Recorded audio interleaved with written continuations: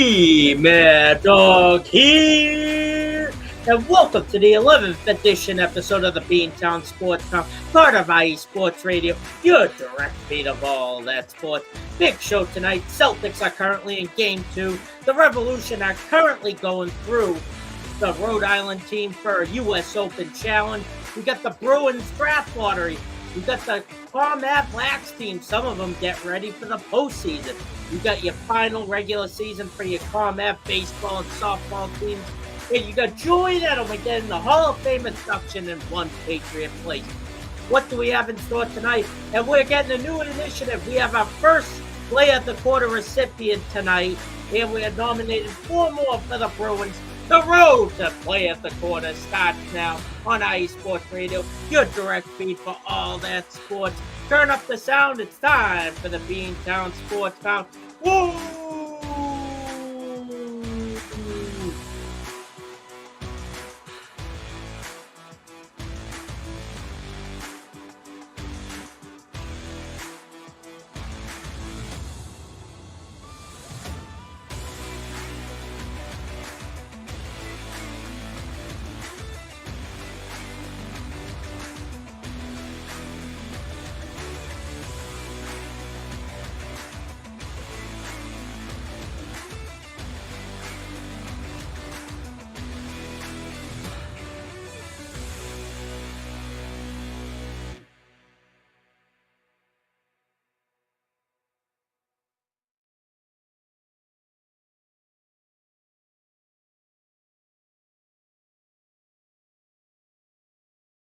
All right, folks. Welcome, everybody, to a special edition of the Beantown Sports Pound, year 11th episode.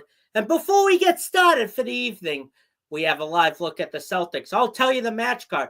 We're going to start off at one Patriot place as Julian Edelman, the famous slot receiver for the New England Patriots, playing with Brady and Gronk, has gotten the Hall introduction to the Patriots. Second, we go with our Combat baseball, softball check-in. Third, we check in on our PWHL team, the Fleet. Did they make the postseason? Commercial break. Then we'll go over the ping pong balls for the Boston Bruins and our 4 Play of the Quarter nominees. I'll explain that later. We're going to talk about our Red Sox, who are struggling a bit.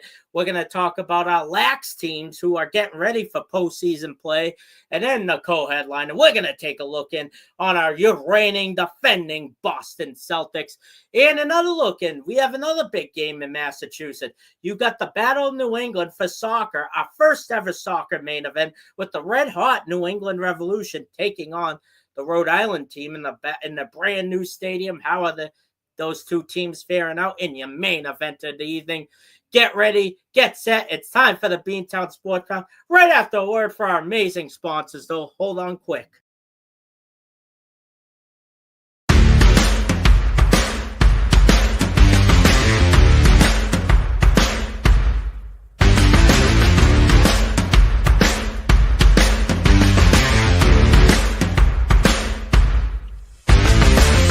IE Sports Radio fans, this show is brought to you by Planet Jerky Premium Brisket Beef Jerky. Planet Jerky is the official jerky of the 2022 California League champion Lake Elsinore Storm, single-A affiliate of the San Diego Padres. This all-brisket jerky has gluten-free options, contains no MSG, no sodium nitrate, is low in sugar, and high in protein. Go to their website at planetjerky.net and follow them on Instagram at Planet Jerky. Planet Jerky, the jerky that's on a whole other planet.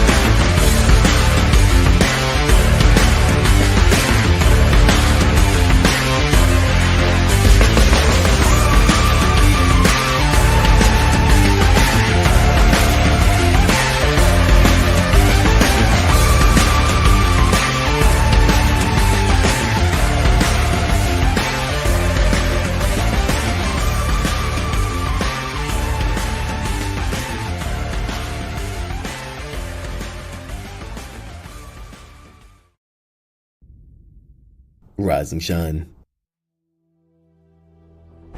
It's 4 a.m. The stars are still out. The sun is beneath the horizon, but it's time to punch in and go to work. The comfort of your warm-ups turns into the grinding out of your reps as the clinking and the clanking of the plates create a symphony of euphoria. There's no other feeling like it. Earn it, burn it, and take what's yours. IE Sports Radio has proudly partnered with Vital Apparel, a brand that not only fits great, but also promotes and donates to mental health research. Use our code IESR to get 15% off their comfortable and inspiring gym wear and help them on their amazing journey to support mental health. Go hard, take part in your iron therapy, and be strong. Because when your mental health is as strong as you are, there's no telling how far you'll go.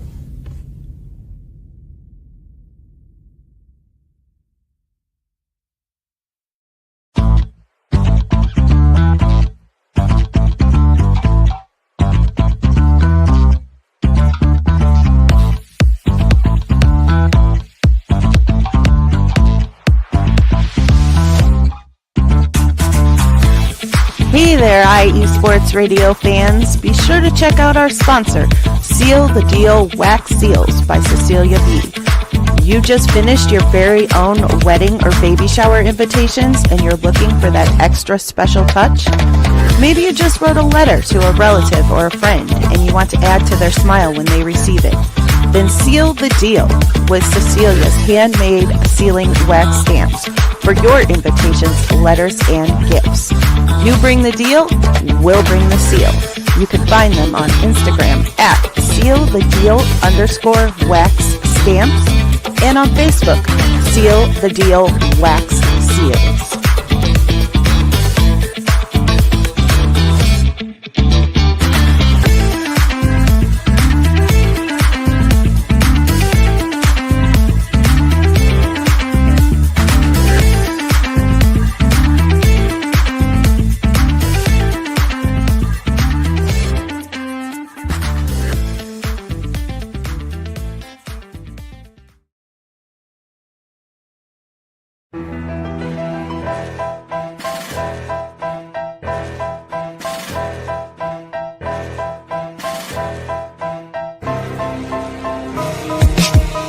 For the last 10 years, IE Sports Radio has been bringing you amazing content ranging from interviewing legendary athletes, coaches, and other authorized media personnel to building tailor-made shows dedicated to all major sports cities around the country. Make sure to follow us at IE Sports Radio on X, Instagram, Facebook, TikTok, and YouTube to keep up with the latest in sports and with all of our shows. Also, make sure to check out our daily updated website at iesportsradio.com. At iesportsradio.com, you can see our daily show schedule and check out all of our show pages with personal bios to learn a little bit more about each of our awesome hosts. In addition to our show pages, you can catch the IE Sports Radio blog, Hall of Fame, Fans of the Month page, and our merchandise shop including t-shirts, tank tops, caps, long sleeves, hoodies, and more. For now over a decade here at IE Sports Radio, we've continued to be by the fans, for the fans, and we thank you all for your support and for making IE Sports Radio your direct feed for all that is sports.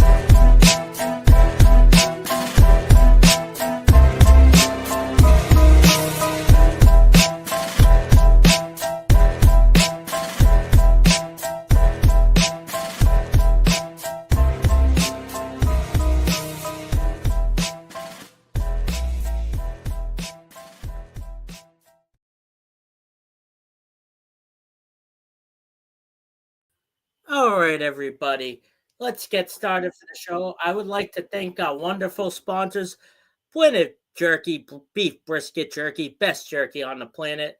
Vital Apparel, with 15% of their proceeds go to mental health research, a very important topic, especially in the month of May. I believe it's Mental Healthness Awareness Month. Seal the Deal Wax Sales, as this time of year you've got graduations coming up, you've got baby showers, bridal showers, all that and more. Great custom creation, and most importantly, your direct feed of all that sports, IE Sports Radio.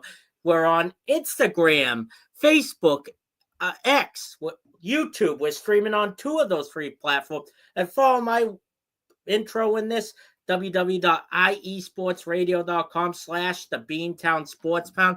And that is not all, folks. You can follow me on 2 separate accounts on X. My professional account at Beantown_IESR, all caps, and my personal account at BMAdawg. You can follow me on that too. And before we get started for our opener, I want to check our comment section. It's hopping right up. And Karen Rodriguez, our guy who's host of our Set Point Volleyball show. He does really good for a lot of big volleyball tournaments, and the host of our SoCal Supreme Sports show in Los Angeles. He was very happy at the Dodgers last year. Lakers, not too much, but I'm not complaining. He wrote, "Good evening, Brian. Have a great show. Thank you. Thank you." And the Crooks Process, host of our award-winning basketball show, says, "Hit that like button." We're going to talk more about the Celtics later as he has a comment relating in. And Ralph Calise, the host of the Yinzer Report, as he has a very big episode coming up this week, his 69th episode. Make of that what you will. He wrote, "Good evening, Brian. Tuning in for your big show as you advertise. Let's go." Absolutely. Yeet. And now it's time to get started for the opener scheduled for one fall, and it is the New England Patriots. As big news coming out, we had the draft last week that went really well, that even guys like Mel Kiper Jr. and all of them thought we did really well, especially on the offensive side of the ball, where we drafted all-pro SEC left tackle Will Campbell, who we really need to protect Drake May's blind side.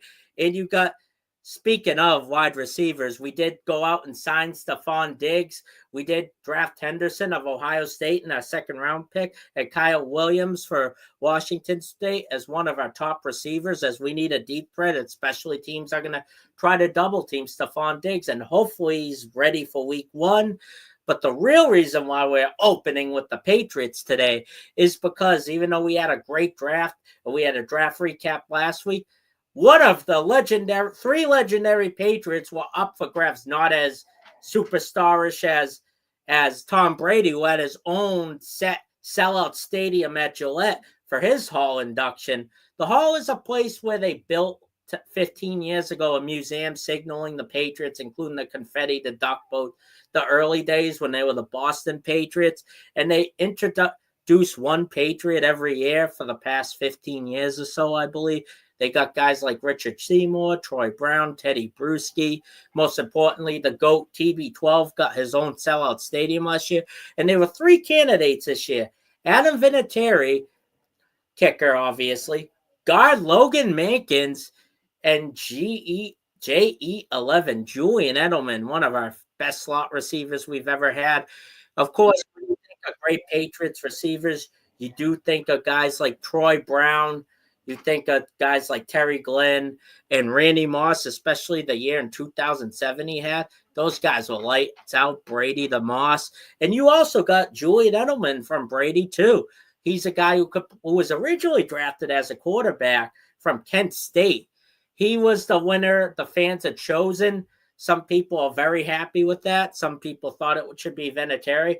I love Julian Edelman. He's phenomenal. And I love Adam Vinatieri for what he did. It felt like a huge John Cena-like heel turn when he went to the Indianapolis Colts at that time. But if it wasn't for Adam Vinatieri, people have a right to be upset that they picked Edelman, but not really, because Edelman did a lot for us, especially that Super Bowl when we came back from 28-3 when the Falcons choked that. But anyways, you got Vinatieri. If it wasn't for him, he started this whole dynasty. Yeah, Tom Brady coming in for an injured Drew Bledsoe started it. There's plenty of movies, documentaries about all that. But who actually kicked the ball to beat one of the top-ranked offenses of all time at that time, 25 years ago, with Kurt Warner, Torrey Holt, Marshall Falk, Isaac Bruce, the greatest show on turf, the then St. Louis Rams, who are now in Los Angeles, now like they were originally. No one had the Patriots to win all those years ago. The Patriots are like 11-5 that year. We did get the second seed, but we did have a phenomenal snowball game that launched that dynasty too. That Adam Vinatieri was also a part of when we kicked not one but two field goals. And like I remember I was with my dad. I was really young at one of his friend's house. There was probably like almost 2 feet of snow in the ground at that night. They wouldn't have been able to play. Maybe they would, but they would have had to delay it. If it happened today, you could tell 20 years ago. As afraid of snow, but we don't get it as much as the past 3 years. But I'm not here to talk about the weather. I'm here to talk about the Hall. And Vinatieri kicked one up the uprise once, twice, and Joe Andruzzi did snow angels on the ground. It was great. What a time that it destroyed, unfortunately, the Raiders dynasty, which probably, I know Larry B., our CEO, loves the Raiders, and Cale Henderson of Sin City Sports. I know they're not going to like me to say this, but that was a defining moment. And it's kind of funny all these years later, TB12's part owner of the Raiders, whose stadium I was just in for WrestleMania 41, which Boston legend John Cena did win it. But we are here to talk about why it's controversial that people are upset that Vinatieri should have gotten it over Edelman. But I kind of disagree with that because Edelman, if it wasn't for him, we wouldn't have won those Super Bowls, especially like I said earlier, when they came back 28-3, when he had that miraculous catch with his fingertips, like right here, to catch it to get when they were down 28-17,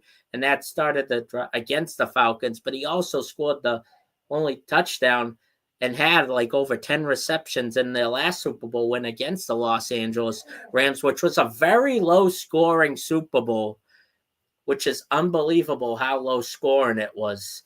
But for a wide receiver to get Super Bowl MVP of that year. But also, don't forget that divisional game against the Baltimore Ravens all those years ago when Brady threw a screen to Amendola, and Amendola lateral back to Edelman, and he threw it all the way at flea flicker, all the way for a touchdown, which kind of the Ravens were almost on their way to an upset that year over the Patriots. But Edelman started off as a slot receiver in special teams his first 2 years, as he was originally a quarterback on the roster. So I respect the hell out of Edelman. And don't forget, folks, I know, especially in IE Sports Radio, we want people to watch our podcast, but check out Edelman's podcast called Games with Names, where he's had past Patriots players.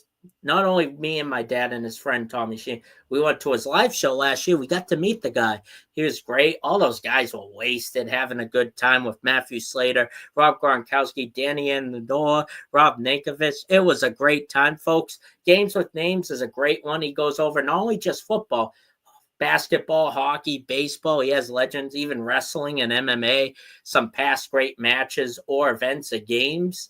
It is worth checking out because he's pretty funny on it. A lot of guys, they're very smart with sports. They use sports statistical, which the dog loves sports stats. I try to incorporate some every show, every week, giving it my all. I try the best I can, no matter what goes on outside the computer screen. I strive to make a good show for everybody, and Edelman does too. It's a fun show. Check. And his new podcast with best tight end of all time, Rob Gronkowski, Gronk Spike, as they do Dudes on Dudes, talking about guy humor. It's kind of like Barstool Sports, but in a way, I love Barstool. Those guys are hilarious. They also talk that kind of humor, not just sports. So it is a good one to check if we're honoring Julian Edelman. It is a well-deserved introduction, as he played from the Patriots all the way from 2009 to 2020. Edelman was phenomenal for us. I am happy with this pick.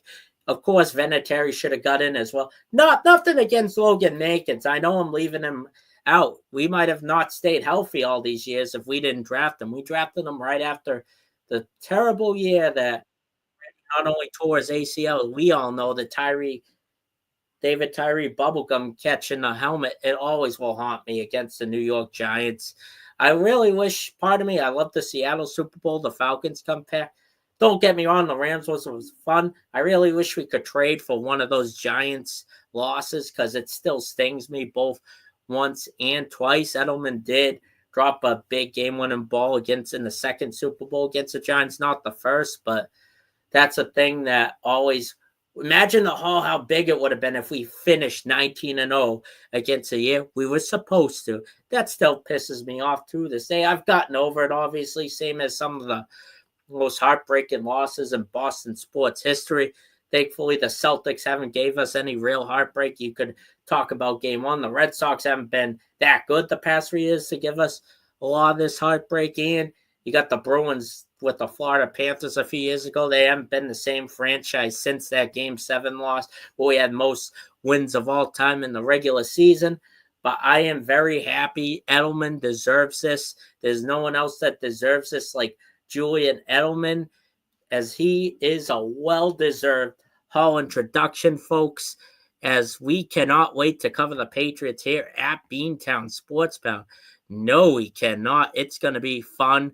Football is like my sport. I'm the best at out of all of them. I love talking about all of them, but I'll be quite honest with you. If I had to choose, I would choose that because I am really expert in football. I know guys like Larry B has a 3 and out show. Ricky, Mike Pat, and Ralph Calise did the NFL draft. Check them out. They did a pretty good job going through all those teams. If you have the chance, I wasn't able to watch all of it live, but I did catch up on it.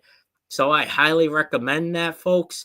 As we are going to switch topics today, we are going to go on to our second segment of the night, and it is our ComAv baseball and softball check-in, as like the lacrosse teams are already done with their regular season.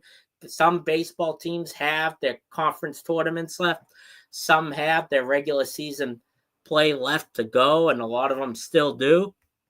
As it is time to talk about our college baseball and softball check-in, as we're going to start off with the Boston College Eagles, who are 23-26, 10-17 in the ACC. The results in conference play may have not gone their way, but base running has been their strength, as they set a program record for 114 stolen bases, the most in program history. They just lost 2 out of 3 to the Stanford Cardinals. Sam McNulty had 2 straight seasons of 100 consecutive starts. They have their last few games of the season against all the way in California and NorCal to end the season against the Golden Bears. Hopefully they get a sweep so they can qualify for ACC tournament plays.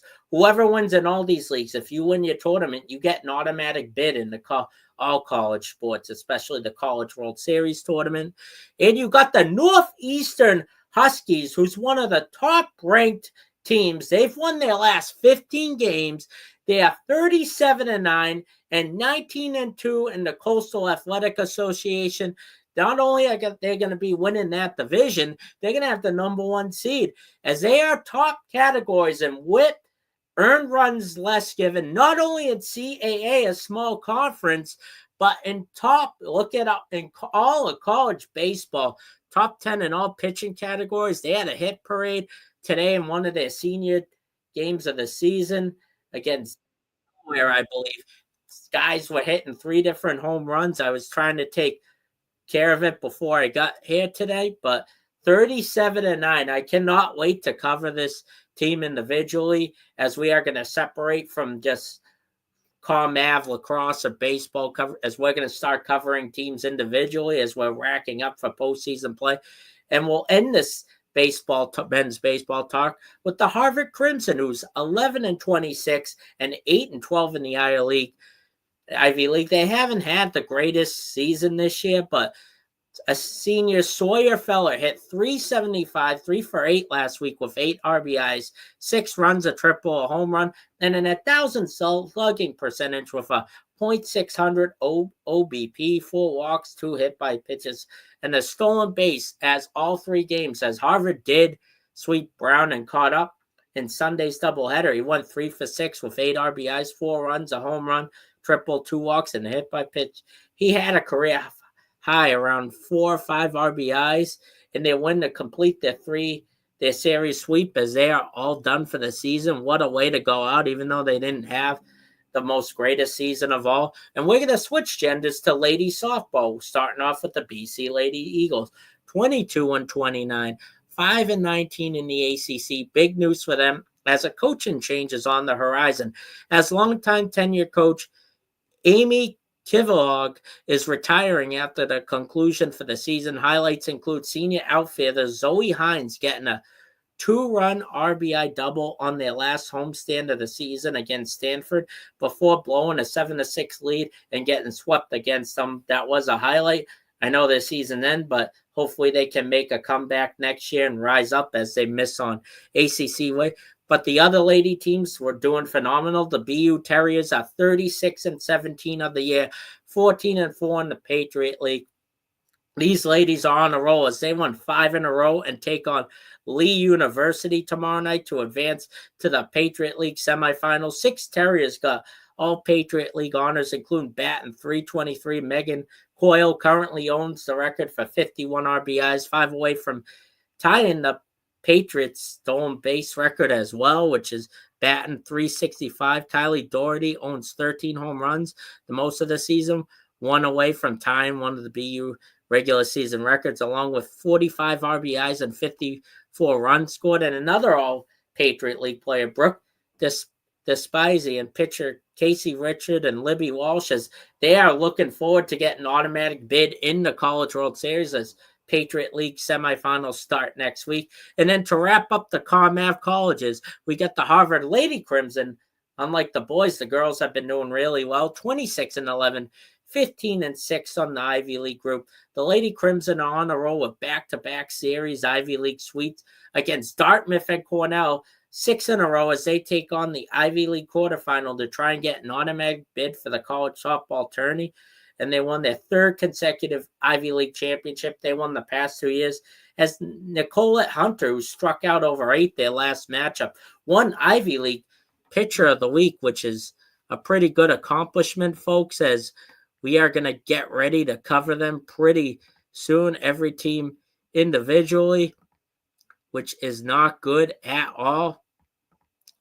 Some of them have been doing really good. Some of them, sorry, folks, I got distracted. I saw a comment, which I'm going to reveal later. It's not looking good for my reigning defending champions right now, but we are going to get to them later. And now, before we go into our first commercial break of the evening, we're going to talk about one team who we all thought, I apologize for you guys last week for kind of botching this, because the PWHL is a lot different than NHL standings, as you get 2 points for a win, no matter if it's overtime or regulation. In NHL, a shootout or overtime loss is a point, as they don't do ties anymore, and you don't get any points for regulation losses. But it's all different, as you could get 3 regular season points if you win a game in regulation. And Minnesota was 6 points behind the Fleet. The Fleet were the number 3 seed coming into last week, as some teams had 2 games left, as Hillary Knight had a phenomenal season as they led the PWHL in goals, not only the Fleet in goals, but PWHL with 29. The Fleet ended up playing Minnesota, and spoiler, it wasn't a good weekend for Boston teams against Minnesota, as I'll get to them later, as the Red Sox did lose 2-0 against the 2-1 against the Twins. But they had to face what's probably turning out to be their Achilles heel, like the Bruins have been against the Florida Panthers. Looks like the Boston Fleet is doing that to the Minnesota Frost, who lost to the Frost last year in the inaugural PWHL championship, as they took on for their last game of fan appreciation. It started off not looking good, as they got outshot 10-3 by Minnesota, and they were down 3-0 at the end of the first period. Then ended up 5-0. This is a brutal way to go out, but the Fleet ended up outshooting them 15-6, which is you thought would get a lot of goals in there. But talk about Frost, as they froze the playoff chances of Boston, as Nicole Hensley of the Frost had 29 saves out of 30. And Ariane Frankel, who had a great season this year, got switched out with Kiara Perovova, as they had a goalie tandem in the season, and neither one had the greatest game. And the one goal the Fleet did get was when they were down 7-0. It was one goal was to Jessica Diorino, one of her few goals of the year, as it was an unfortunate way to end the season for Captain Hillary Knight and Assistant Captain Megan Keller, as it looked like they were on their way all year to getting back-to-back PWHL tournament bids, as there's only 6 teams. They are expanding next year to the Pacific Northwest in Seattle and Vancouver, as I cannot wait to cover them more next year, as we got a lot of college hockey we covered in the beginning of our episodes, as BU, BC, and even Bentley got into the big tournament, as it was hard for me. I didn't want to oversaturate on hockey, but I should have given a ladies more coverage, and I cannot wait to cover them next year, as the future does look bright for hockey in New England, especially the women's hockey, as they sold at least 75% of their tickets in Lowell all year in the Songus Arena. What an accomplishment. And we are going to take our first commercial break of the evening. We're going to switch gears to men's hockey with the team that is not in the NHL postseason, the Boston Bruins, as not only as we have lottery, the road to play of the quarter, as I name my 4 nominees for the Boston Bruins. Stick around, folks. It's time for this commercial break. See ya.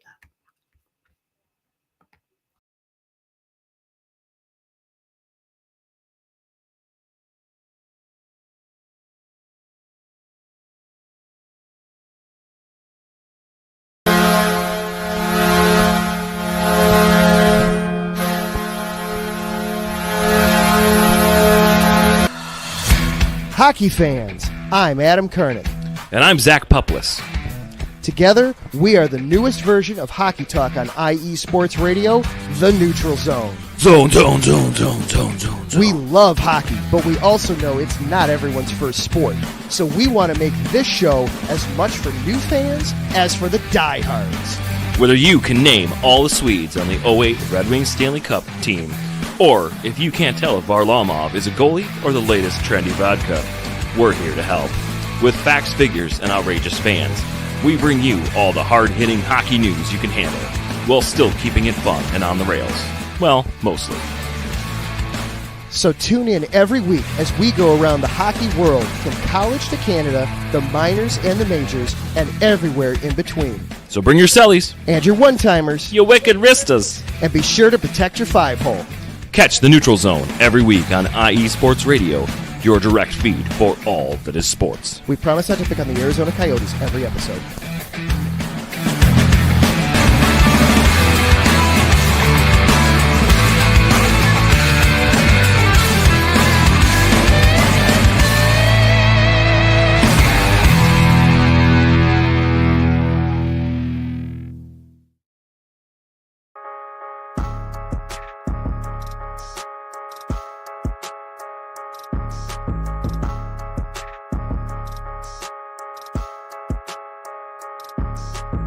How we doing, sports fans? This is Christian Harvey, your host of Gritsville, USA, your go-to show for all things Detroit and Michigan here on IE Sports Radio. Whether you're here for Gritty Lions talk, getting pumped up for the great Detroit sports renaissance, or hating on your neighbor depending on if they were green or blue, we got you covered. Whether you're in the East, West, or Central, we got you covered. Join me as we tackle through all that the great state of Michigan has to offer in the world of sports. Catch me, Christian Harvey, each week on Gritsville, USA, right here on IE Sports Radio, your direct feed for all that is sports.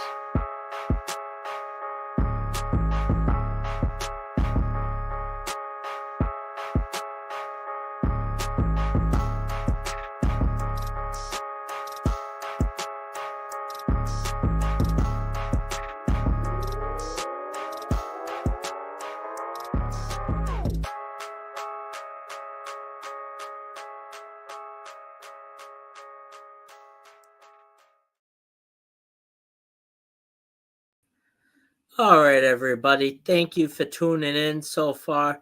Looks like we got some pretty bad news, even though I watched some of it. I was trying to go back and forth, but not looking good for our reigning defending champions right now. But we're going to look at a team that it hasn't been so good all season for. It's going to be for our Boston Bruins. Talk about making all these trades in the trade deadline, sending Brad Marchand of Florida, who are currently playing right now against the Toronto Maple Leafs, says they're under a lot of controversy, as Sam Bennett is a cheap shot artist. But anyways, the reason why Bruins news has came because it has been our draft lottery. They had a very slim 8.5 chance, as the NHL had our draft lottery Monday, to get the number 1 overall pick with the ping pong balls. As we were one of the second to worst Eastern Conference teams, Buffalo has overtaken us for last place this year. You also had the Flyers finishing in last for the Metropolitan Division. And you got the Sharks, Blackhawks, all way worse record than the Bruins this year. But the Islanders landed the number 1 pick. we all thought the Bruins may have had a shot because we did have some stories about that. Sharks number 2, Blackhawks number 3. The Bruins got a pick they should have not got. They got the number 7th overall pick, which is very unfortunate, but you could get guys like former BC Eagle center Jamie Higgins, he's a center. We got Michael Misa, who's been one of the big junior hockey prospects. He is one of those guys that might be the number 1 pick this year. As if the Bruins are talking about, I know the fans are very fed up with Don Sweeney and Cam Neely for this past season, as they did have some bright spots, even the first 2 games after the trade deadline. Let's face it, when we lost Brandon Carlo, who was also playing against Brad Marchand, and he got traded to Toronto, we also had Charlie Coyle that got shipped to the Avalanche as well. We shipped Brazeau to the Wild for Jacob Loco back to Boston. We got a lot of young players we traded for at the trade deadline, and they got a lot of experience, especially with Hampus Lindholm and Charlie McAvoy, who got injured in the Four Nations face-off, has been one of our classics this year. He's been out. He was such a great player for us, as they missed Lindholm and McAvoy on the D. As a lot of young guys like Parker Waterspoon, Andrew Peak, and Cole Cope has gotten a lot of experience on the D this year, so hopefully they benefit going forward. You had some bright spots with David Pastrnak obviously breaking records, as he has many 30-plus goal seasons, as well as Morgan Geekie, who we got from a free agent from Seattle Kraken, was phenomenal this year in his first year of pay, but it got overshadowed by a very locker room drama and poor performance that had Brad Marchand get traded, because as you remember the interview, there was a lot of stuff that went wrong this year from the camp. And Jim Montgomery, whose team had a brutal Game 7 loss against the Winnipeg Jets a few days ago, he was fired right in November, right after the first month. As I was at the game against the Utah Hockey Club, now they just revealed today they're now going to be called the Utah Mammoth next year.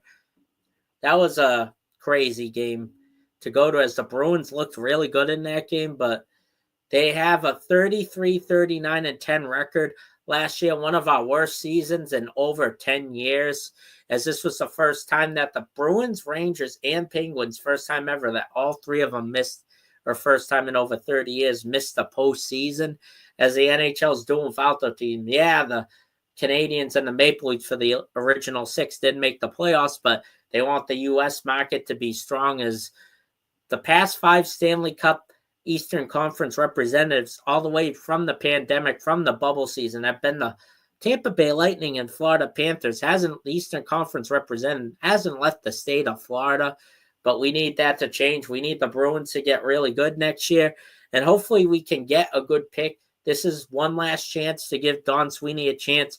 Believe me, the Jacobs family, Neely, Sweeney, they all know this season their bad drafting has caught up to them. But the Patriots finally had a good draft. Maybe the Bruins will next year too. Oh, please, we can only hope they have a great draft next year, as they're going to need it, because they had an 8.5 chance at the number 1 pick, and that did not end up happening. We got the 7th pick where we should have gotten the 4th or 5th. Very unfortunate. We were all getting excited for the top 3 pick, but you never know.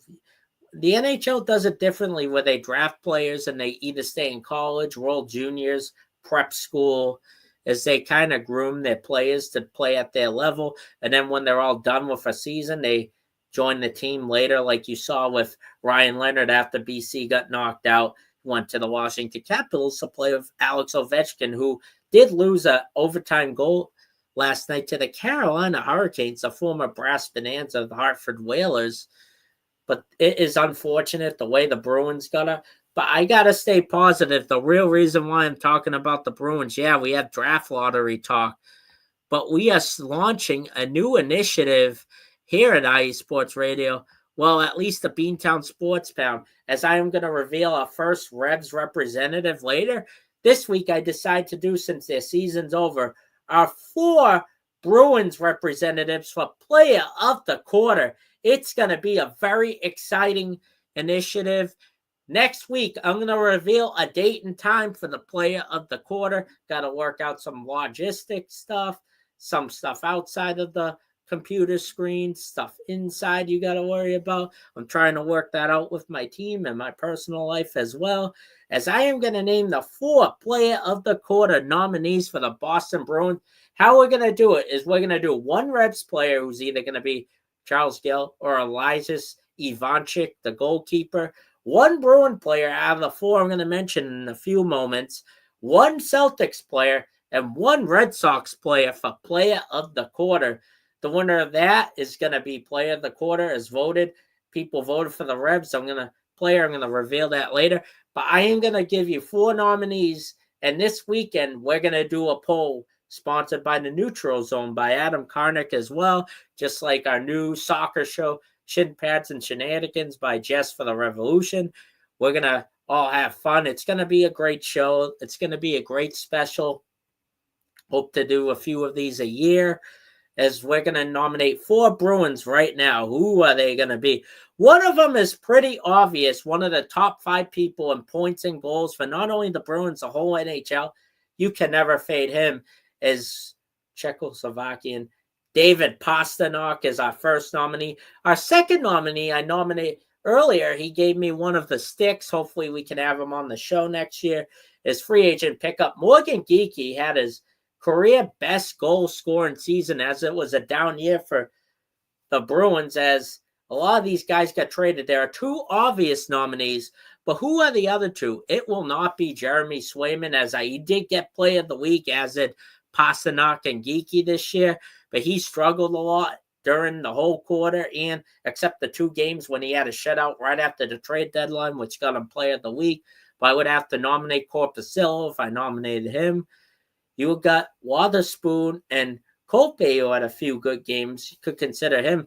But one guy is a guy we got at the best out of all the acquisitions we got this year, was Casey Middlestat, who we got from the Colorado Avalanche for Charlie Coyle, who had a lot of multi-point games, whether he assisted or scored in games when Pasta and Geekie did well. Even Pavel Zacha, as I strongly considered, as he was one of our centers this year, but he struggled a lot in games too, including failing on opportunities that could have given Bruins wins against teams they should have, like Detroit or Buffalo this year. But my 4th dark horse that I'm going to nominate, he has a long shot to win this nomination if I had to guess how the fans are going to vote on our polls, is Zadorov. Nikita Zadorov has emerged as like a Sean Thornton, Milan Lucic, kind of in between a 4th line guy, or Mark Kostelic I could have nominated. But he was getting very physical, getting the fans amped up when they were very disappointed all year, as he has a bright future with the Bruins. He can be like Sean Thornton or Adam McQuaid, how mix of Milan Lucic. He has potential to reach that level, to be a good defensive guy, an offensive guy, and to goon it up and get the crowd pumped up and stick up for his teammates. Like when Swayman got cheap-shotted during a few games. They had their 100th game against the Canadians this year, but that was way before the whole team looked different. It's amazing what a few months can do. But we got a whole new team next year.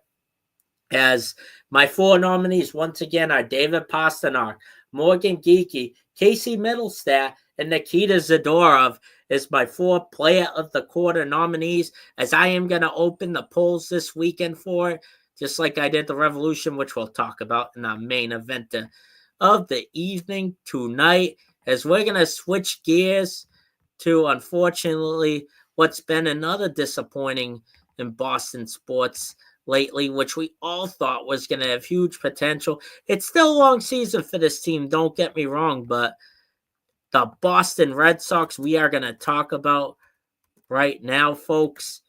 It did not look good for them this year. So far, as they have struggled in series, they should have won this year, as we have had a lot of injury trouble with the Red Sox. We've lost 5 of our last 6, including after we went off the air last Wednesday against Toronto, as Toronto hit us took 2 out of 3 as George Springer rose up in their bullpen just like last season. They were doing very well the first 3 weeks, including Adolis Chapman, who got Player of the Week. He had like first 10 games, he didn't give up an earned one. That is unheard of. He gave up less than 10 hits and 1 walk. Don't get me wrong, he usually plays in 1 inning. But Justin Slayton was supposed to be our setup guy. You kind of feel. But one bright spot in pitching besides Garrett Crochet, who's been really well, is Walker Buehler, who was 3-1 this year and got hurt. He hurt his elbow. He's out for at least 2 weeks.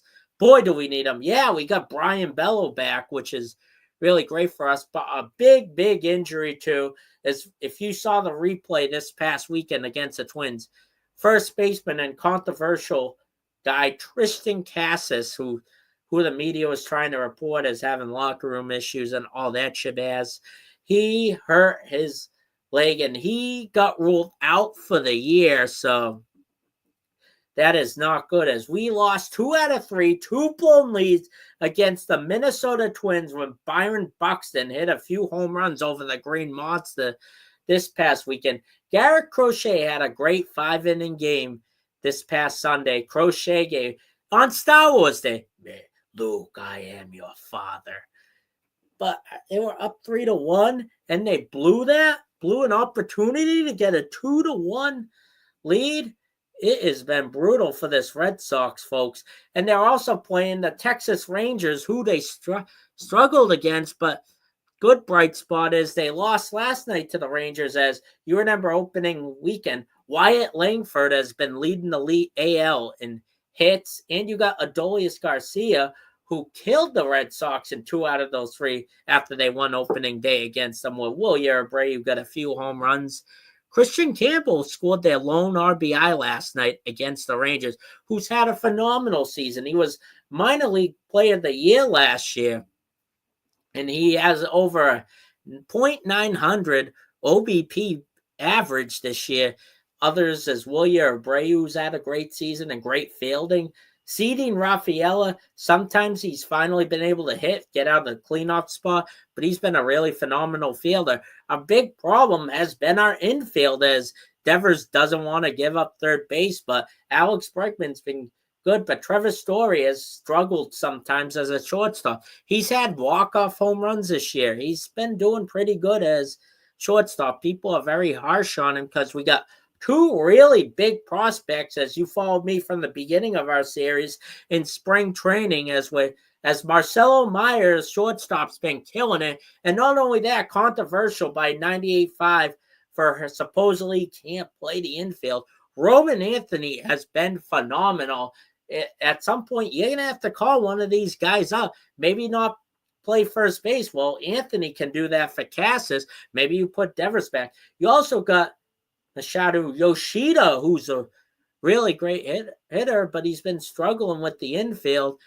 Carlos Navarez has been really great in catching the hit, not so much, as this team needs to get their stuff back together. You got Jarren Duran, who's fought through mental issues. He had an almost 10-game on-base streak, which got snapped Monday. You got Alex Bregman, who we got from the Houston Astros, who's warming right up as he's doing phenomenal this year. He usually starts off slow in April. He did start off a little slow, maybe not as slow as Rafael Devers, but he did start off a little slow. As I am going to look, they did win tonight against Texas 6-4. That is awesome. It's about time we got a win against them, as we're 19-19. We're back to 500. Yay! Whoever thought, if you told the Sox that second year in a row they'd be 500, the competition they played against has been not as much. We haven't played the Yankees yet. We did play the Rays. We did play the Blue Jays. We play the Dodgers later in the year. We play the Cubs later in the year. Who's leading the... We also got to play the Padres this year, but the Yankees have been struggling. The whole AL East has been struggling this year, folks. Jarren Duran had 1 for 4 tonight. Devers had a walk. He did nothing again. But Bregman had a home run. Holy cow. As he has been doing really well. And, of course, Adolis Garcia homers. He's been a Red Sox killer all year. Hopefully we don't have to play Texas in the postseason because this guy has our number, kind of like how we had Mariano Rivera's number when he played for the Yankees. Alex Bregman had his 9th home run of the season, a solo home run in the bottom of the 4th. Connor Warren returned from play, but Navarez has been really good, so he did get on base once. Abreu had a few RBIs. He's been great all year, great on the field, very underrated human being, very underrated player, phenomenal. Including multi-home runs opening day. He's had some home runs, especially in the daytime.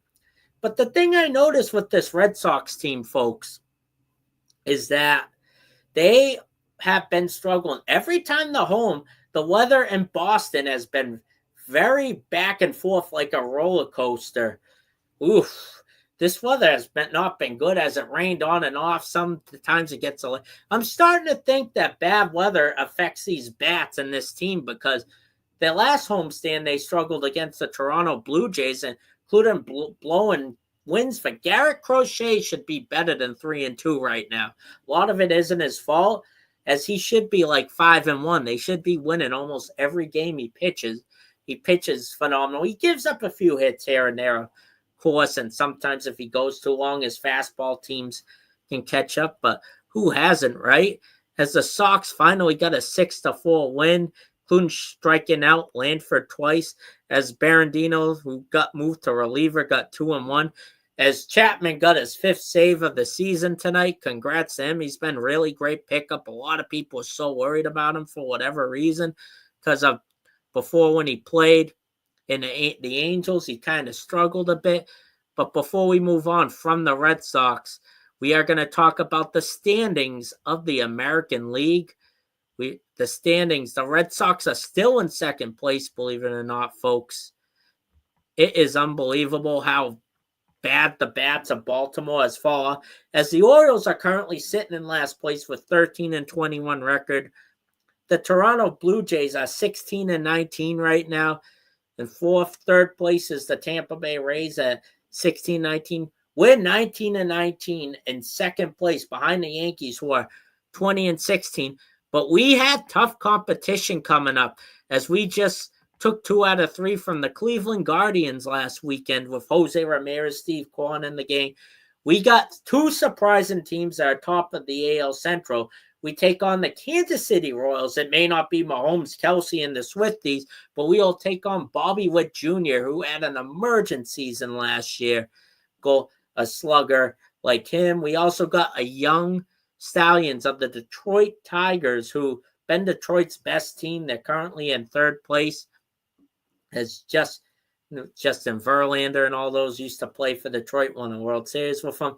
They're back after being the AL Central laughingstock. Down now goes to the White Sox. Being the White Sox took 2 out of 3 from us, as the Red Sox have some tough competition if they want to get over Aaron Judge, Volpe, and Goldschmidt of the New York Yankees, who's been phenomenal for them. They may not have Garrett Cole for the year, but we do got tough competition coming up, as I will have more focus on the Red Sox next week. But before we move on to talking about our live look-ins later, who I believe have already ended, sorry, folks, we are going to talk about our ComAv lacrosse teams.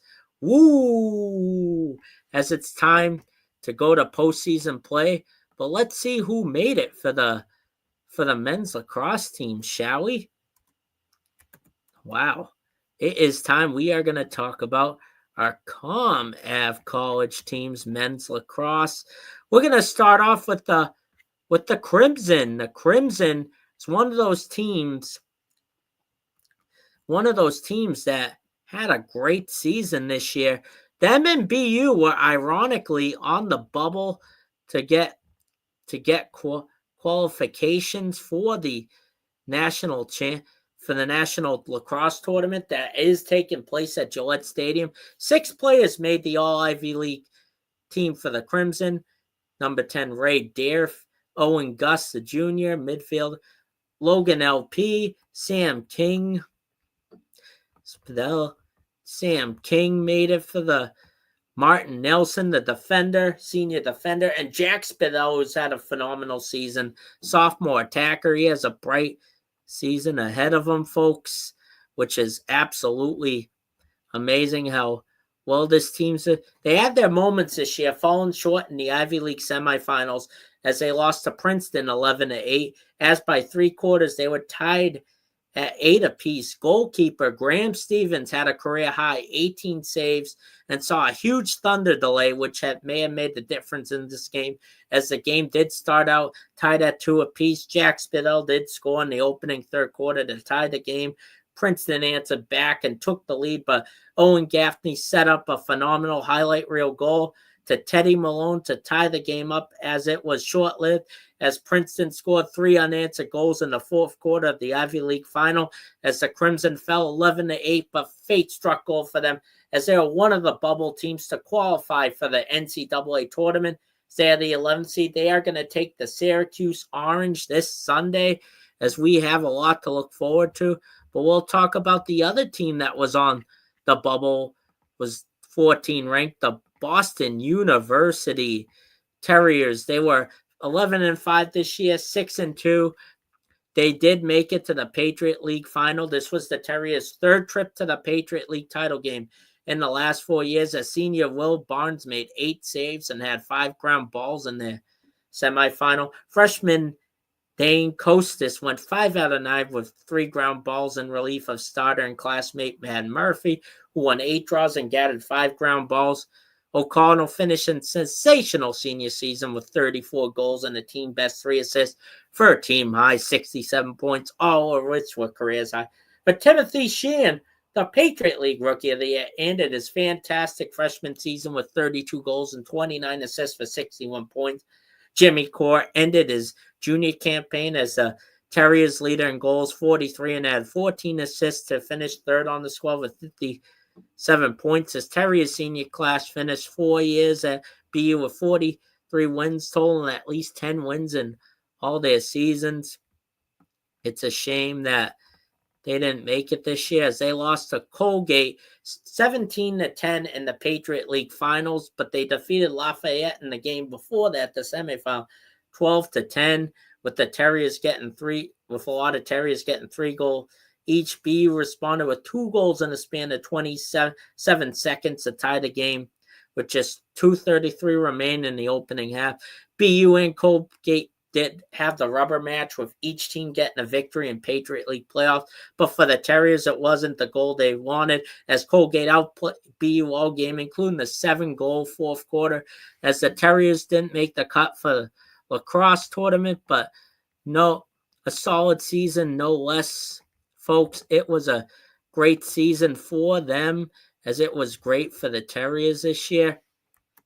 As even though they didn't make it, it was great for our men's teams all around, as we look forward to covering them next year, folks, as it is time to move on to our ladies lacrosse team, our sole ladies lacrosse team who made it, and they are one of the best teams in the nation. Before we take our last commercial break, it is the BC Eagles women lacrosse team.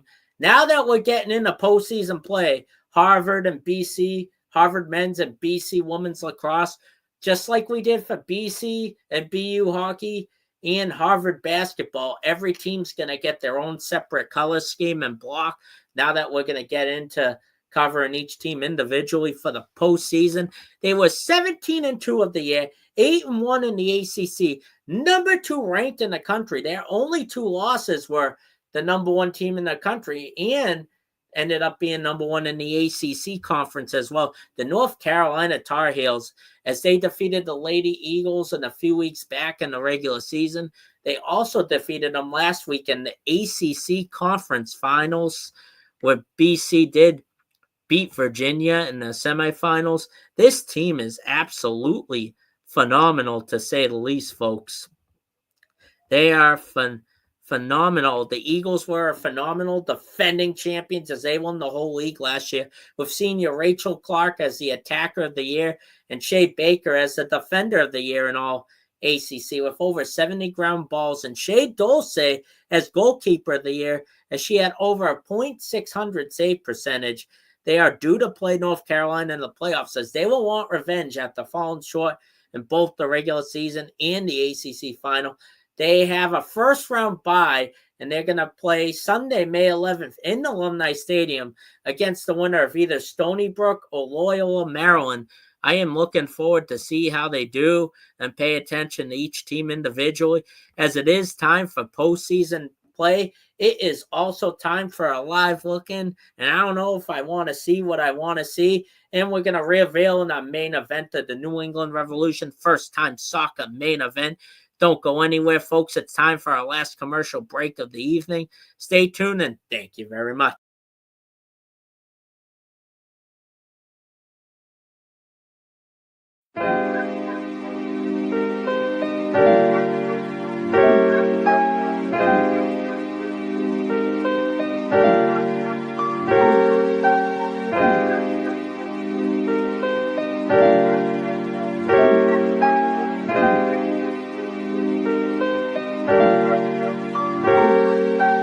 Hello, ladies and gentlemen. My name is Davidson. It's your boy, Dentarius Locke. And we are the hosts of Fast Break here on IE Sports Radio, where we discuss everything in the world of basketball from prep to the pros. You guys should definitely check us out, man. Sunday, 8 p.m. Eastern, 5 p.m. Pacific. We got all the basketball information you guys need, so we look forward to you guys listening in. And please do, because we are the best basketball show on this side of the Mississippi. And please do check us out on Twitter at FastBreakISR. D-Lock, where's our time again? 8 p.m. Eastern, 5 p.m. Pacific. That gives you guys plenty of time on a Sunday. Tune in.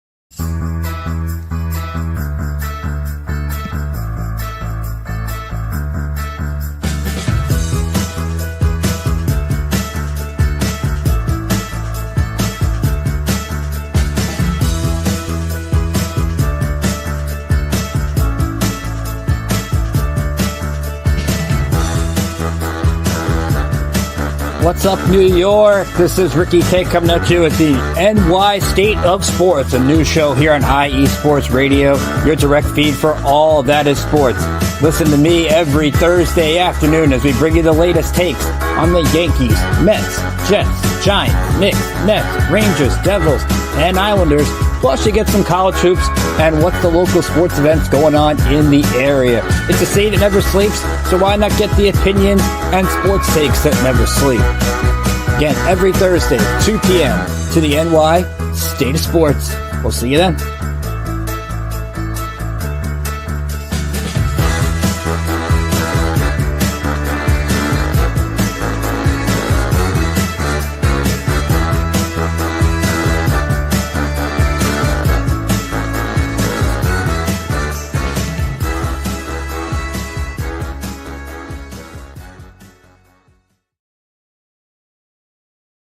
All right, folks, thank you very much for tuning in. And I did not like the look I'm seeing, folks, as I was spoiled by our Fast Break post, which is our national basketball show every Sunday night at 8. Davidson Crooks, he does a great job going over the NBA, college basketball, and more. Speaking of that, New York State of Sports, as you guys know, me and Ricky winged a Knicks Celtics preview right on Friday morning, right before one of us, we both had to go, but we whipped up a preview as I was half asleep. I didn't have my caffeine like I'm energized right now for our show. But boy, does it look rough for my reigning defending champion Boston Celtics. Just like the Cleveland Cavaliers last night, losing in a heartbreaker. Ugh. How can this happen? Folks, I'm not surprised. Thank you for the spoiler alert. Boston is down 2-4. Celtics may be in danger of their lead. As they turned out, the Crooks process does a great job. As next week we will reveal our 4, keep your eye out, folks, our 4 Celtics nominees for Player of the Quarter. One of them is pretty obvious, but let's do a Game 1 recap, shall we? Celtics were 61-21 this year, Atlantic Division winners, as besides the Knicks, the Sixers fell right apart this year. They were number 2 in the Eastern Conference, right behind the Cleveland Cavaliers, who were Donovan Mitchell, Darius Garland, and Evan Mobley in the game. Had a historic season, as it is not good, folks. I got the spoiler alert. It was a crushing Game 1 loss, as we attempted 60 freaking 3-point shots a game, and we didn't pull it off. It was a fun game to watch. We were tied at 31 in the beginning, and then the Celtics went up all the way to 20. But Drew Holiday fouled Jalen Brush, and Pritchard 3 after that, made it 5-15 in the beginning of Game 1 from the 3-point line. Drew Holiday, I said, if you watch my preview with Ricky K, he made a big steal at 6:30 in one of the second period, and to set up a Peyton Pritchard to Jaylen Brown highlight reel alley hoop as the Celtics went up as high as 14. And Cat did struggle in the third quarter. Karl Anthony Towns, who they got through the Minnesota Timberwolves last year. 2 turnovers and a foul halfway through the third. Jason Tatum goes back-to-back threes and rebounds at the final 4 minutes in the third. But McBride off the bench, I all thought Bridges would have a big, which he did. We all knew Jalen Brunson would get his points. I explained to Ricky. Ricky explained to me. But the Knicks have a great starting 5 as well. The Celtics, OG Anunoby, did have some good moments, but McBride is the one who was hot for the Knicks, scoring 3 threes. The Knicks ended up a 25-9 in the beginning of the fourth, right for our downfall. Cornette had 5 fouls in the beginning of the fourth. It was a rough game, as Porzingis got hurt in the end of the first quarter, and so did Sam Hauser in the third quarter. Sam Hauser's been a reliable bench player for us, whether it's draining threes. He had 8 3-pointers in the game I went to against the Utah Jazz. But who else but Jalen Brunson had back-to-back threes to give the Knicks a 97-91 lead. And then Al Horford, who's been phenomenal all postseason, the University of Florida alum, had a few blocks, and Holiday was getting some great rebounds in the fourth quarter. But Derek White drained a 3 to give the Celtics the 98-97 lead. And then, but OG Anunoby got open at a 3 to tie it at 100 apiece. But Al Horford had a great, and Jalen Brunson was unfortunate end of the fourth quarter, but he ended up not having to worry about it as the Celtics ended up going to overtime. But Mikal Bridges had a steal, right, to set up an OG dunk. But 45 missed threes for this team, who had 15 out of 60. Jason Tatum had a lot of points that game, but he did struggle in this game, as the Boston media let us know. The Knicks won with 3 OT, with Porzingis only playing in the first quarter. Tatum had a horrible game. Brown going 1 through 10 in the 3-point line, even though he did well with the 2-pointers. The Knicks did end up going 46% from the 3. The Celtics only going with 15 through 60, 25%, as it was the difference maker. I said if the Celtics lost Game 1, they were definitely going to bounce back Game 2. And guess what? All of us in Boston thought that well. As you can see in the ticker in the bottom, I put all the schedule for the Celtics and Knicks, but it may not even go 4 at 5 at this point, folks. As spoiler alert, a lot of you already know. I'm sorry if I'm not in the greatest mood right now.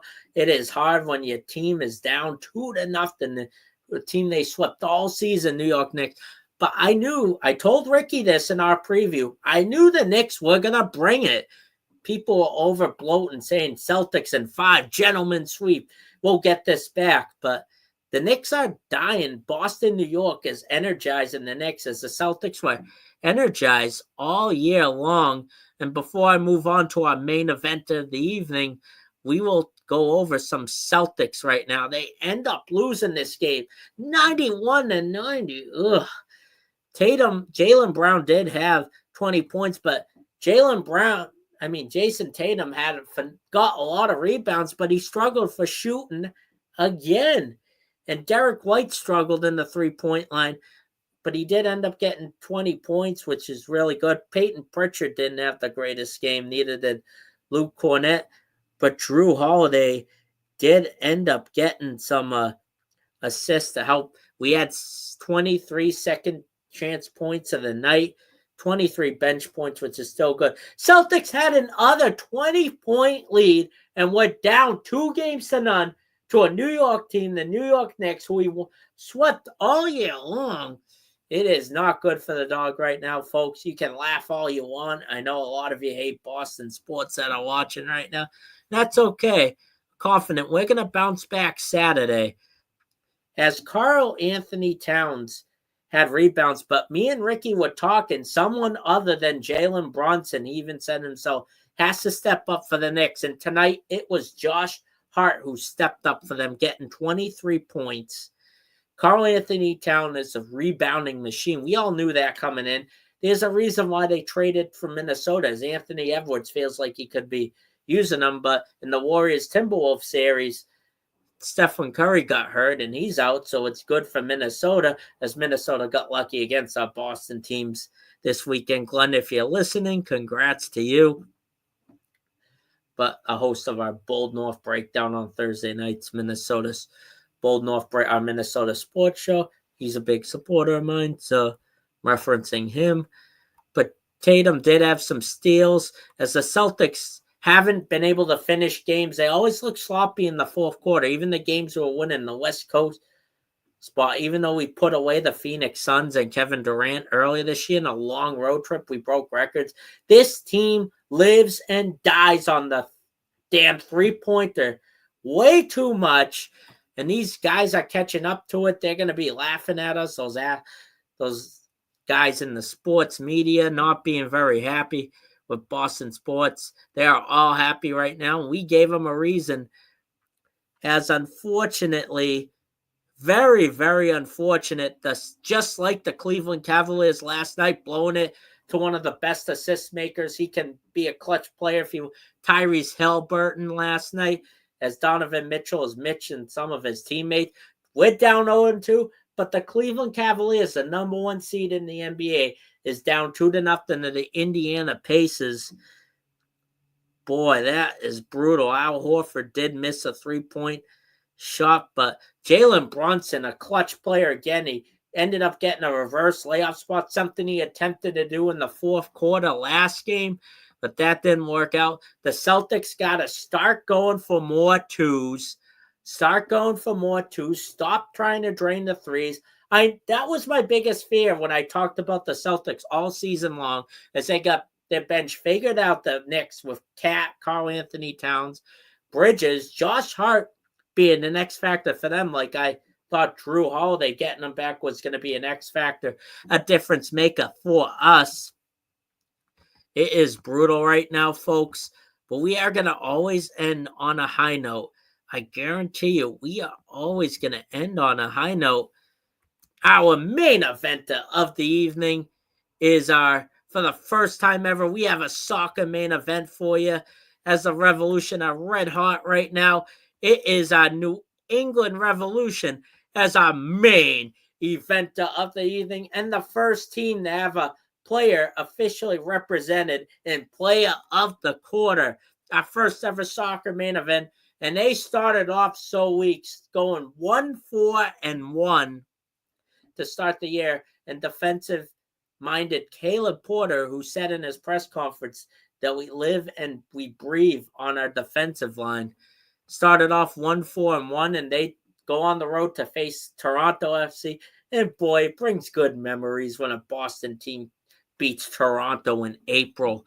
Just like last year, I had a flashback on one of my Twitter timeline when David Pastrnak got the game-winning Game 7 goal against the Toronto Maple Leafs. And the Bruins look so different now. We're not here to talk about the Bruins, but boy, take me back. That was great memories. As I do have a Play of the Quarter results right now, folks, and it was a freaking landslide.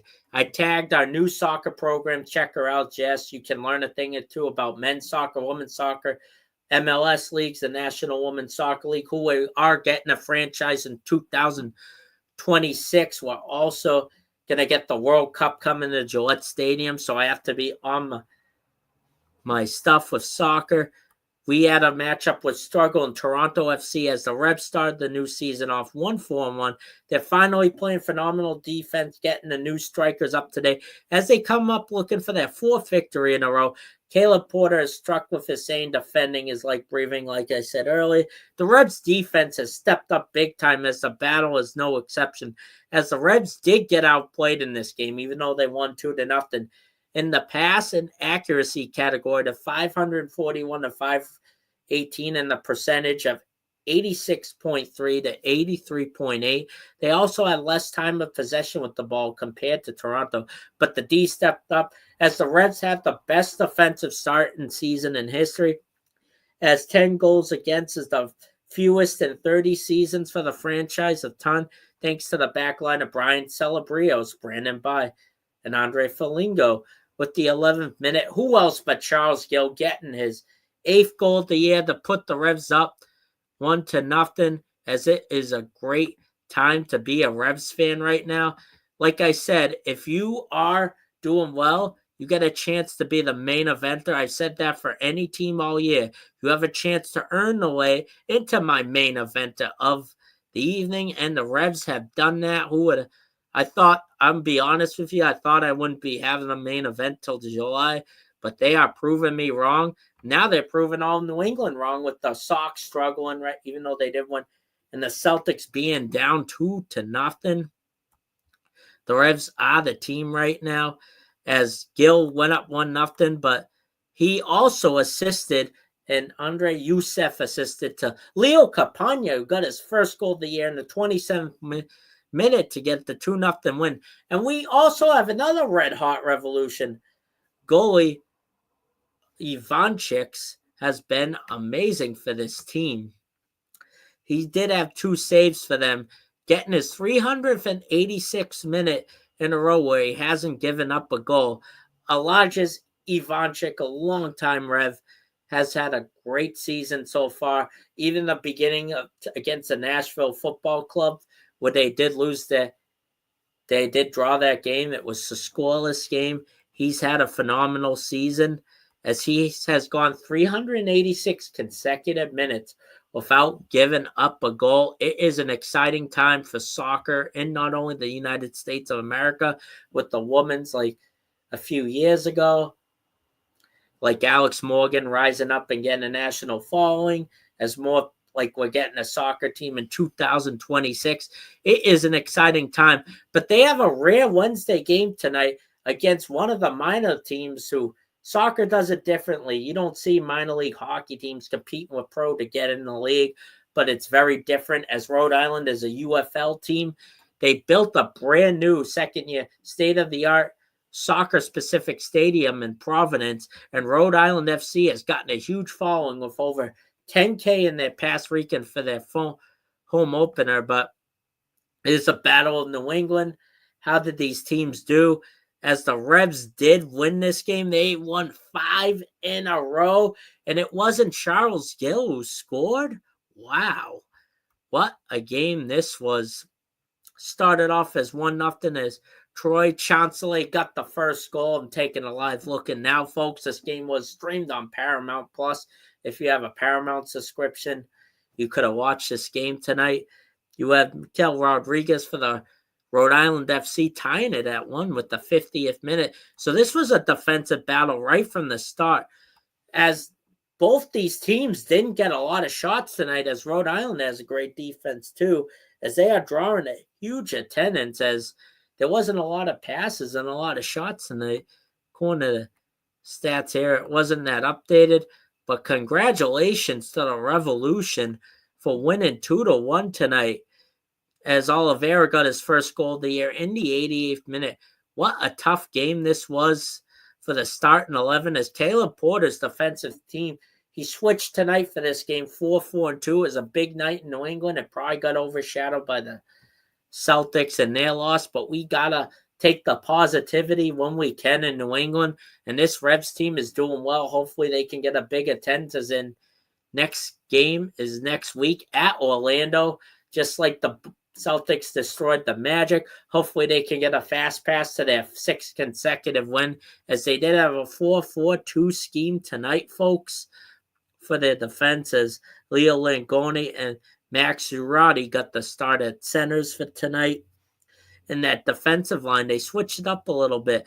Brendan By still getting the start, but it was a really good game to watch, as it was a U.S. Open Cup. As the Revolution did advance, congratulations to them. And we are going to end the night tonight. I will reveal my poll. I got Azalius Ivanchik going up against Carlos Gill in the beginning of the week for our first ever player of the quarter, which, as you can see in my ticker, the winner of our poll is Carlos Gill, who's breaking record. He's one of the currently active players who's top 5 in the Revolution in assists, currently playing. And your play of the quarter results. Charles Gill won the landslide, all 16 votes on my Beantown Sports Pound victory over goalkeeper Ivanchik, who's having a player of the week kind of season caliber season 2, but date and time will be revealed next week. Congratulations to Charles Gill, as he's going to face off against Abroni, the Pasternak, Geeky, Middlestaff, and Zadorov, as I revealed earlier, against a Celtics player to be determined and a Red Sox player to be determined. As it is phenomenal, folks. Congrats to him, as the road to play of the quarter is starting right now. Next week, I'm going to reveal all the Celtics players. We're going to do a poll this week, and I'll put a video through IE Sports Radio when polling goes live, folks. This weekend, I'm going to put a poll up, as you're going to have Charles Gill taking on one Bruins player, one Red Sox player, one Celtics player, in your play of the quarter special coming pretty soon. I am excited to get this kick-ass presentation started. I hope to launch some momentum and positivity in the Boston sports scene, given exposure. It is now time for my BMAdawg play of the week. I know it's been a long night. Drum roll, please.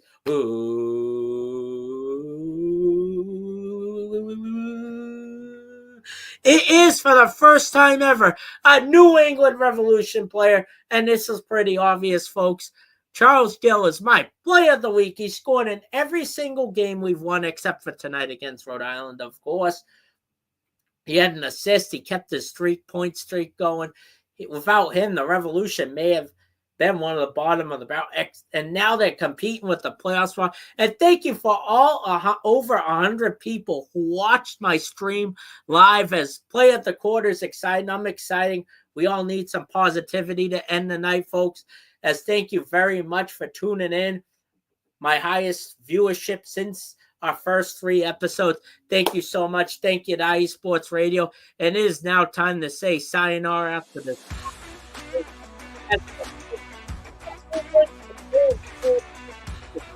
The quarter representative. Will it be Pasternak, Geeky, Middlestaff, or Zadorov?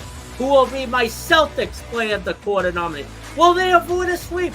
Hopefully they go to a 6th game by the time we go live, a special start time next Thursday at 9 o'clock. Can the Red Sox bounce back? Will we get Walker Buehler back? Will we call up Marcelo Meyer, Roman Anthony? How will our lax teams fare out this weekend? How will the college baseball teams look? As we will be back at a special start time next week, as the road to play of the quarter resumes next week, Thursday at 9 p.m. Before we start, this is BMAdawg signing off. Woo!